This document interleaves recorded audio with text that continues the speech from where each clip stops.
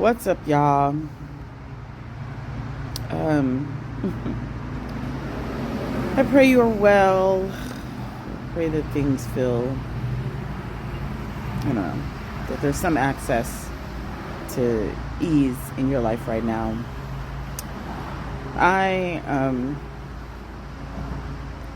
I'm underslept and so I'm cranky, which may be why I'm bristly and why this message is happening. But it feels important even though I'm bristly. And so I'm going to try to say it in a way that takes out my bristliness but leaves the point intact. I've been listening to some, various news clips of, various pundits, generally not mainstream news, not of the, big three or whatever, but folks talking about the potentialities of, significant civil unrest and civil war and the outcomes of this election. And, the only reason that this is a conjecture, the only reason we're treating it like a conjecture rather than like being in the actual preparation for what to me seems like a relatively inevitable probability is because if you can't see yourself in the story, then you can never get out of the story. If you refuse to acknowledge yourself as a character in the story, you can't get out of the story. And I'm listening to pundits, I'm listening to researchers and authors of books that, predicted other things accurately in the U.S. unfolding. Talk about, Donald Trump as some sort of outlier who's just shown up and made things that were not so. And for example, I just listened to this researcher, I believe she is, say that Donald Trump has made Americans feel like violence is an acceptable outlet for their grievances. And I had to stop the video because that's the most ludicrous thing I've ever heard anyone say. And it can only come from the location of uninterrogated whiteness. And I don't spend a lot of time talking about whiteness anymore, y'all, but it's just so loud right now that I feel like I gotta move it through me in this conversation because it's screaming at me. And inside of the experience of uninterrogated whiteness is the belief that the behaviors of white supremacist delusion are marginal, right? That the most heinous manifestations of it are not actually functions of a ideological set, but instead the actions of a few lone fringe actors. And the gentleman who is an author of a book, proposing that there could be some version of civil war in the United States, and also like talking about it differently than, like, it won't look like the 1800s, but whatever. But said, the use of violence, he said America's always had a violent streak. And then went on to name things like Waco,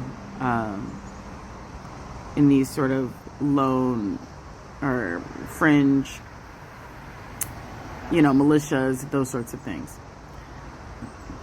And I thought that that was so telling that he would call it a violent streak, as opposed to the foundational underpinnings of the ethos of the American project. Like, the United States does not come to be without structural, systemic, long-term violence. I'm here in the United States because of systemic, structural, long-term violence. I would be speaking a different language on a different continent if it were not for systemic, structural, long-term violence, y'all.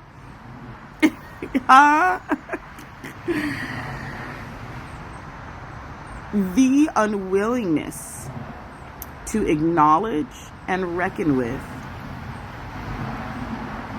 violence as the primary means of controlling the populace of the United States of America is a lie, is to be in complete and total delusion.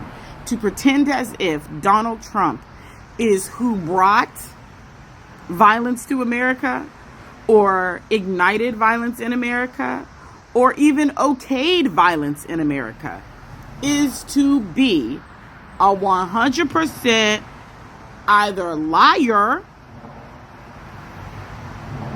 or in the kind of denial that will absolutely see you in a civil war. Again, if you can't see yourself as a character in the experience, then you have no autonomy in the experience. You have no efficacy in the experience. You have no ability to shape or change the experience. Right now, folks are acting as if the United States is not about to do what it has always done, which is reinscribe, or at least attempt to reinscribe, its ideals through force. Now, the question becomes whether that force is local, national, or international.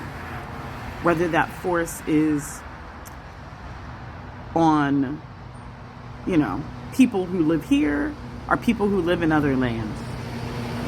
But it does not change the fact we are currently involved in feeding and fueling genocidal violence right now in multiple locations as a nation state.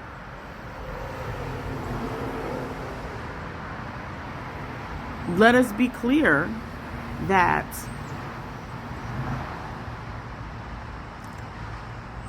the rhetoric of both parties inside of this two-party system is empire, right? Now, the difference is somebody wants a bit of a wider empire. Someone wants a more narrow empire. Someone wants an empire where people feel a little bit more comfortable. Other people want an empire where the people they do not believe should be in the empire are ousted. But it's all empire. We're not going to pretend that Kamala Harris didn't get on that stage at the convention and say she wants the world's most lethal fighting machine. She said it. And so, and that's not this is not a conversation about who you vote for. This is a conversation about acknowledging the premise upon which this nation is built, and then being a student of history so that you don't get caught out in these streets off guard. Donald Trump didn't create violence. Donald Trump didn't stir up violence. Donald Trump illuminated what has always been, and not even illuminate. He didn't even illuminate it. I mean, maybe he illuminated for some people who've been walking around with their eyes closed. But more than anything, he has reaffirmed and reinscribed violence as the natural order that the U.S. has always found it to be. And certainly the birthright of white, cis, hetero patriarchies, machinations of how they control and maintain power. He has said, this is my birthright to use force to control and to maintain power. And I'm just simply doing that. And that's what he's simply doing. So let's stop calling it like it's some new shit. It's not new shit. It's not new shit. And this project of empire has always been willing to go to the lengths of absolute decimation of other beings to reinscribe its power. And today is nothing different. It is not different. It may look a little different. It may have on a different outfit, but it's the same body in it. It's not different. And I think it's actually really important for folks to stop pretending, and particularly white folks. This is really where I'm hearing this from. White folks pretending like this is something new. Pretending like they don't see what they see. You see it. Stop pretending like you don't see it.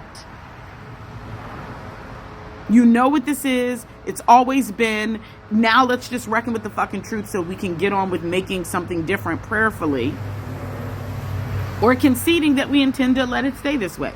Either way, cool, like whatever, because I have other plans regardless. But, you know, for the millions of people who've decided this is their timeline, at least tell the truth about it. Sorry, I'm a little today because I'm just really frustrated about the lies we keep telling ourselves, and I really want us to stop. Stop it.